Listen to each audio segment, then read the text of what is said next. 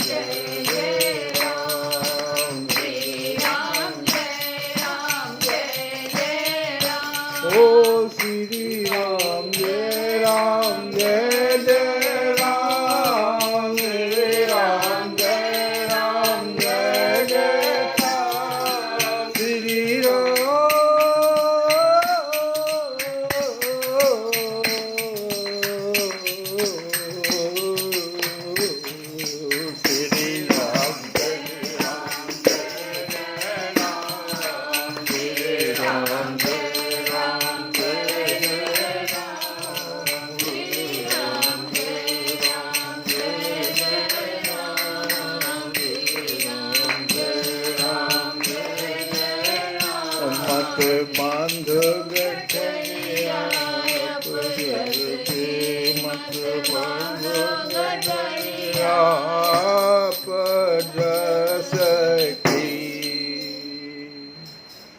श्री कृष्ण गोविंद हरे मुरारे हे नाथ नारायण वासुदेव।